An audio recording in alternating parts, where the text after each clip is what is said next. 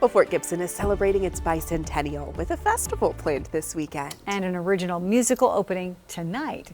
In Positively, Oklahoma, our Julie Chin has a sneak peek at how the show highlights the town's history and its legendary ghost. Our history starts here in this fort. Our stories tied to this old fort.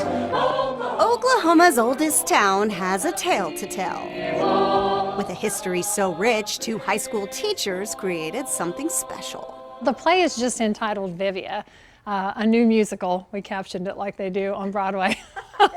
Fort Gibson native Beth Brannon wrote the original musical, including all the songs. I just imagined myself as her, and the songs just kind of came.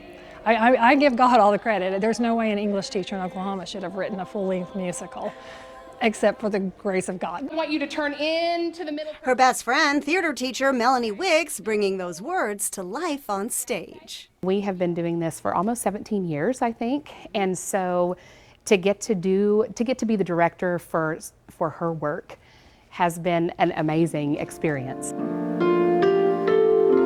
I can't believe Part mystery, part love story, the show is about a well-known Fort Gibson ghost story.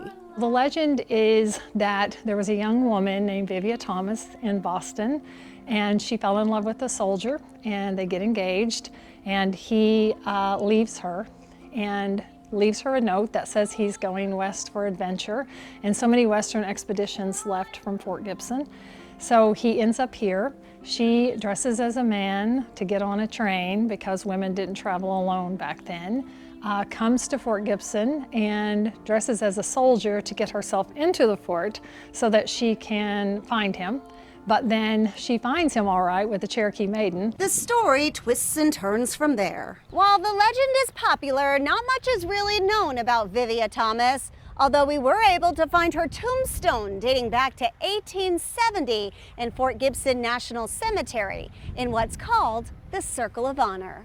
And another Fort Gibson historical landmark takes center stage and is the backdrop for much of the musical. We went to the fort and took pictures of the fort and some of the rooms of the fort, and that's what will appear on the screen. We have the big screen behind us that we'll be using slides in for part of our set. With the fort being built as kind of a mediator between the Cherokee and the Osage, I think it's really cool that we're providing this outlet of history that not a lot of people may realize, and that what the fort was intended for, how it was used, and how that ties with Native American and Indigenous history as well. he may have trapped me in a prison. A lot of research went into the show. The teachers spent 2.5 years perfecting the script to coincide with the bicentennial. Production began in January with a cast and crew of 50 middle schoolers, high schoolers, and a few adult volunteers. An orchestra will join the cast for the performance too. We're making history, and it's never, it's never been done before. So it's just like we're the first to do it, and I feel very honored. And it's such a great story that I think the whole world needs to hear personally, and I'm excited to share it with our town. The excitement is palpable, not just for the students, but for these two, who've never written and produced their own musical before. You guys are a beautiful example of, like, if you have a dream. Might as well go for it. When I saw you today, my heart came back together. And as the show goes on, Miss Brannon and Mrs. Wicks hope those who fill these seats will learn something about themselves, the town they love, and Fort Gibson's famous ghost.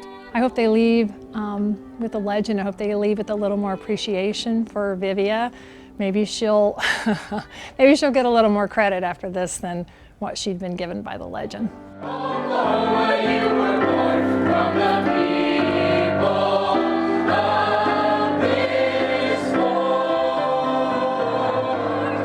This fort. Julie Chin, 2 News, Oklahoma.